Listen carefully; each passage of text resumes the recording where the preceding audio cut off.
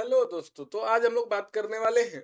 आपको पता है कि यूपी टेट 2026 जो है उसका फॉर्म ऑनलाइन हो रहा है और इसके बाद हम लोगों को इसकी तैयारियों में जुट जाना है।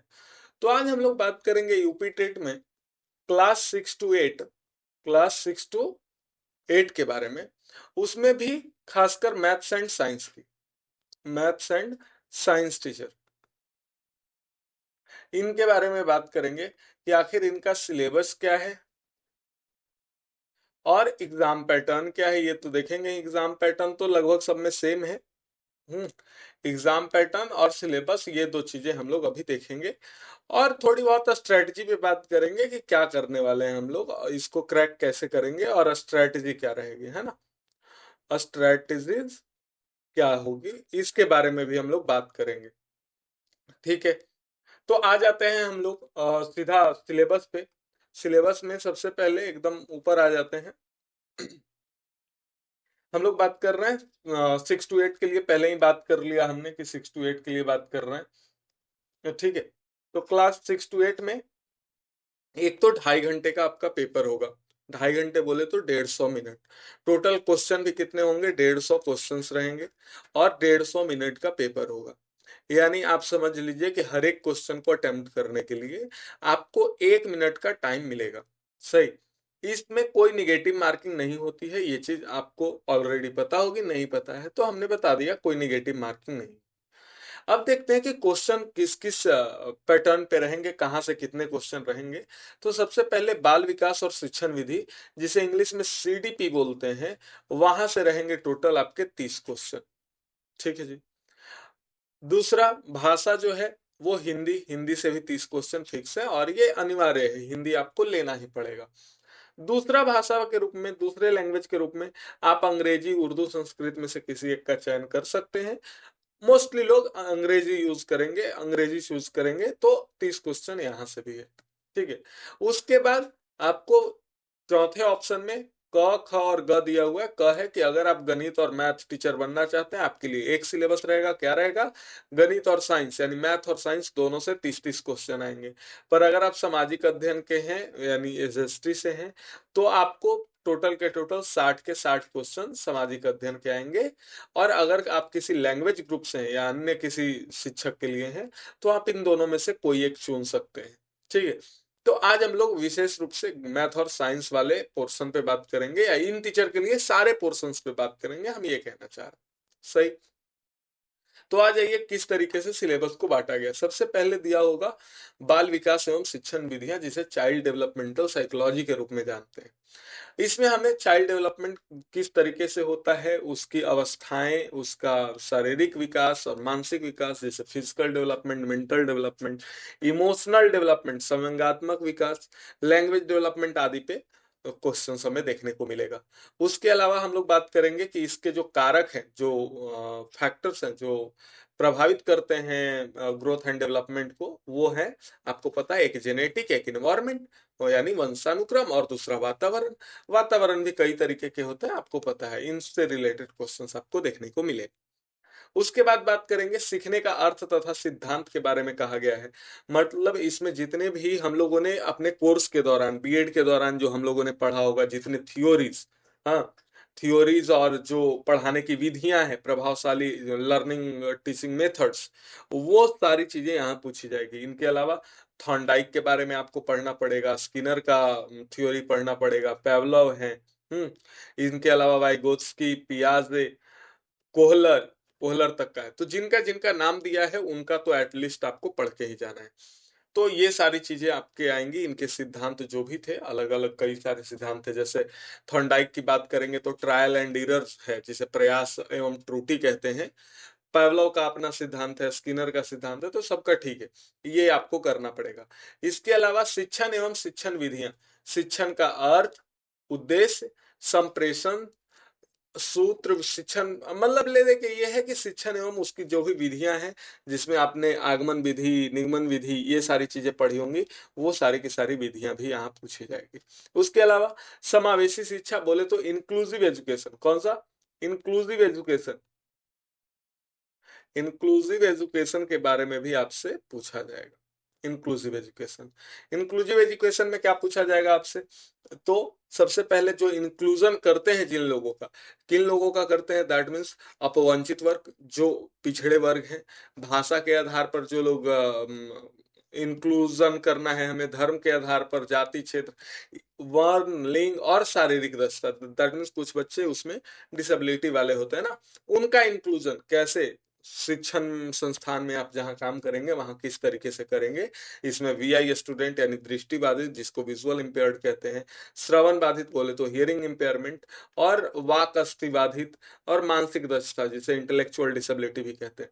तो इन सब बच्चों को किस तरीके से हम लोग इंक्लूज इंक्लूड करेंगे अपने पढ़ाने के पूरे सिस्टम में, और उनको नॉर्मल बच्चों के साथ कैसे समावेशित करेंगे, उन सब चीजों पे बात करेंगे। इनमें क्या उपकरण यूज होगी, सामग्री, विधियां, टीएलएम, टीचिंग लर्निंग मटेरियल्स, ये सारी चीजों पे भी बात की गई है। हाँ, उसके अलावा समावेशित बच्चों के अधिगम को जांचने हेतु आवश्यक टूल्स और तकनीकी, इन पर भी बात की गई है और ये आपको पढ़ना पड़ेगा। इनसे क्वेश्चंस आने की संपूर्ण संभावनाएं हैं। समावेशित बच्चों के लिए विशेष शिक्षण विधियां होती है, हाँ होती है कुछ कुछ। ब्रेल लिपि, जैसे अगर आपको विजुअल इम्पेयर्ड बच्चों को पढ़ाना है तो एक ब्रेल लिपि आती है, डॉट डॉट करके 6 डॉट से आपको पढ़ाना रहता है। इन्हीं 6 डॉट के मदद से सारे के सारे वर्ड्स बन जाते हैं। हाँ, सारे के सारे वर्ड्स इसी से बनते हैं। वर्ड्स बोले तो अल्फाबेट, ये सिंगल अल्फाबेट बनाता है, उस इसके कई सारे अल्फाबेट्स को जोड़ेंगे और वर्ड्स बनता है। समावेशी बच्चों के हेतु निर्देशन एवं परामर्श, इसका अर्थ, उद्देश्य, विधियां जो भी है, तो ये भी आपको पढ़ना पड़ेगा। और परामर्श में सहयोग देने वाले विभाग और संस्थाओं के बारे में यहाँ डिटेल दिया हुआ है, किन किन संस्थाओं के बारे में किस लेवल पे आपको इन सबको पढ़ना है। यहाँ तक कि दिया हुआ है कि आपको एनजीओ, सरकारी एवं गैर सरकारी, इसमें एनजीओज भी आपसे पूछे जाएंगे, तो वो भी ध्यान रखिएगा। बाल अधिगम एवं निर्देशन एवं परामर्श का महत्व, ये भी एक टॉपिक है। और इसके अलावा इससे जुड़ी साइकोलॉजी और सॉरी पेडागॉजी भी इससे जुड़ी जो है वो भी आपको देखने को यहाँ मिल जाएगी। तो ये चीजें भी आपको पढ़ना है, ठीक है। भाषा की बात कर लेते हैं। भाषा की जब बात करेंगे तो इसमें सबसे पहले गद्यांश से अपठित अनुच्छेद जिसे लिखा गया है, उसके बाद संज्ञा, सर्वनाम, विशेषण, क्रिया, वाच्य। हाँ, हिंदी भाषा की समस्त ध्वनियां, संयुक्ताक्षर, संयुक्त व्यंजन, अनुस्वर, चंद्र बिंदु में अंतर, ये सब पढ़ना है। वर्ण क्रम, पर्यायवाची, विपरार्थक शब्द, अनेकार्थी शब्द, समानार्थी शब्द, ये सब भी हैं। अव्यय के भेद हैं, अनुस्वर है, अनुनासिक है, र के विभिन्न रूपों के प्रयोग, वाक्य निर्माण, सरल वाक्य, संयुक्त वाक्य, मिश्रित वाक्य, ये सब आपने पढ़ा होगा। विराम चिन्हों का पहचान एवं उपयोग, ठीक है। इसके बाद बात करेंगे तो वचन, लिंग, काल का प्रयोग, तत्सम, तद्भव, देशज, विदेशज शब्दों का प्रयोग, मतलब शब्द कह रहे हैं, मतलब वर्ड्स जो होते हैं कि कौन से वर्ड्स कौन है। उपसर्ग एवं प्रत्यय, शब्द युग्म, समास, विग्रह, समास के भेद तक आएंगे। मुहावरे और लोकोक्तियां भी आएंगी। क्रिया, सक्रामक क्रिया, आक्रामक क्रिया, ये सब भी आएंगे। संधि एवं उनके भेद भी हैं, स्वर संधि, व्यंजन संधि, जो भी है, विसर्ग संधियां, ये सब आएंगे। अलंकार में सारे के सारे जितने अलंकार होते हैं उनके बारे में दिया हुआ है, आपसे पूछा जाएगा, ठीक है। आगे बात करते हैं, तो आगे हमारा इस भाषा का, अच्छा अब भाषा तो पढ़ लिए, अब इसका जो पेडागॉजी होगा भाषा का वो भी दिया हुआ है। ऐसे पेडागॉजी से बहुत क्वेश्चन आते नहीं है, जनरली ग्रामर से ही आते हैं। पेडागॉजी से एक दो क्वेश्चन आ गया बहुत है, नहीं तो नहीं आते, ठीक है। दूसरी इंग्लिश की बात कर लेते हैं। इंग्लिश में भी वही सारी चीज जो लगभग हिंदी में हमने देखा। पैसेज हो गया, नाउन, प्रोनाउन, एडजेक्टिव, मतलब वर्ब, एडजेक्टिव, एडवर्ब, जो भी लिखा है, प्रीपोजिशन, कंजक्शन, इंटरजेक्शन, यहाँ तक तो पूरा पार्ट ऑफ स्पीच ही लिख दिया है, ठीक है। उसके अलावा ग्रामर में देखेंगे तो singular, plural, subject and predicate और negative interrogative sentence, masculine and feminine genders, punctuation, suffix with root words, ये सब चीजें आपको पढ़ने को मिलेंगी। फ्रेजल वर्ब्स भी पूछा जाएगा, use of somebody, nobody, anybody भी पूछा जाएगा। पार्ट ऑफ स्पीच अलग से भी दिया हुआ है, वैसे वो ऊपर जितना पार्ट हमने देखा पार्ट ऑफ स्पीच का ही था। नरेशन भी आपसे पूछा जाएगा। एक्टिव पैसिव वॉइस भी आपसे पूछा जाएगा। Antonyms, synonyms, use of homophones और use of request in sentence, please आदि जो होता है वो वर्ड्स। हम भी आपसे एक रिक्वेस्ट कर रहे हैं कि अगर आप चैनल पे नए हैं तो चैनल को सब्सक्राइब कर लीजिएगा। चैनल को सब्सक्राइब कर लीजिएगा और हम यहाँ पे हम लोग जो है सीडीपी से रिलेटेड कुछ कंटेंट डालेंगे कुछ समय में। अभी कल परसों से हम उसमें लग जाएंगे। तो आपको बेहतर होगा, आपको जो ये पूरा का पूरा ऊपर सीडीपी था वो पूरा का पूरा आपको पढ़ने के लिए मिल जाए। ठीक है, यहाँ पे एकदम क्लियर वे में जितनी थ्योरीज है, खासकर मैं शुरुआत करूंगा थ्योरीज वाले पार्ट से, क्योंकि थ्योरीज में बच्चों को बहुत कंफ्यूजन रहता है, तो हम लोग वहीं से शुरू करेंगे। सही। इसके बाद बात करेंगे अपन लोग भाषा टू। भाषा टू में आपको भाषा टू पे ही तो बात कर रहे थे, जिसमें इंग्लिश पे हमने बात कर लिया, उर्दू और संस्कृत पे बात नहीं करेंगे। अब आ जाते हैं अपने मुख्य चीज पे, जो है हमारा गणित और विज्ञान, जहां से हमारे टोटल 60 क्वेश्चन बनने वाले हैं, है ना। 60 क्वेश्चन बनने वाले हैं। ठीक है, विषय वस्तु गणित के लिए क्या है? सबसे पहले पूरा का पूरा नंबर सिस्टम आप समझ लीजिए, अलग अलग लिखा हुआ है पर पूरा नंबर सिस्टम आपसे पूछेगा। ये भी उसी का पार्ट है, लेकिन इसमें एलसीएम और एचसीएफ भी है। ठीक है, वर्गमूल, घनमूल, उसके अलावा सर्वसमीकाएं, बीज गणित, पूरा का पूरा अलजेब्रा, उससे रिलेटेड जो भी कैलकुलेशन है, जोड़ घटाव गुणा भाग, इनके पदों का गुणांक, सजातीय विजातीय पदों, व्यंजक, डिग्री, सारी चीजें अलजेब्रा से रिलेटेड। ठीक है। ठीक, वर्ग समीकरण, रेखीय समीकरण, ये भी पूछा जाएगा। ज्योमेट्री से समांतर रेखाएं, चतुर्भुज की रचना, त्रिभुज, ये सब। वृत्त और चक्रीय चतुर्भुज, चक्रीय चतुर्भुज अगर इंग्लिश में कहें इसको, तो सर्कुलर क्वाड्रिलेटरल, क्या कहते हैं उसको, अरे जो सर्कल के अंदर होता है क्वाड्रिलेटरल, उसकी बात की गई है, मैं नाम भूल रहा हूँ इंग्लिश में। तो इसकी बात कर रही है, तो ये सब पूछा जाएगा। वृत्त की स्पर्श रेखाएं, टेंजेंट के बारे में पूछा जाएगा। उसके अलावा वाणिज्य गणित बोले तो अर्थमेटिक्स, पूरा का पूरा अनुपात, समानुपात, percentage, profit and loss, simple interest, compound interest, और कर यानी बोले तो टैक्स, और वस्तु विनिमय प्रणाली, एक्सचेंज के बारे में भी पढ़ना पड़ेगा। बैंकिंग से रिलेटेड भी थोड़े क्वेश्चन आपको देखने को मिलेंगे। इसके अलावा माध्य माध्यिका बहुलक वाला पूरा का पूरा चैप्टर आएगा, बारंबारता जिसे सांख्यिकी या स्टैटिक्स कहते हैं। चार्ट से पाई चार्ट, दंत चार्ट और अवर्गीकृत आंकड़े, उनको चित्र में कैसे रिप्रेजेंट करना है वो क्वेश्चन आएंगे। पूरा का पूरा प्रोबेबिलिटी देखने को मिलेगा। कार्तीय तल, क्षेत्रमिति बोले तो मेंसुरेशन, और घातांक, ये सारे के सारी चीजें मैथ्स की आपको देखने को मिलेगी। अगर आप मैथ्स में वीक हैं, मैथ्स पढ़ना चाहते हैं, तो मैं बता देना चाहता हूँ, हम लोग जो लोग यूपी टेट की तैयारी कर रहे हैं, उनकी अभी 10 से 12 लोग हो गए हैं मेरे बैच में, 10 से 12 लोग पढ़ रहे हैं। ये बैच बिल्कुल फ्री है। ठीक है, बिल्कुल फ्री है, किसी तरह का कोई चार्ज नहीं लेता मैं।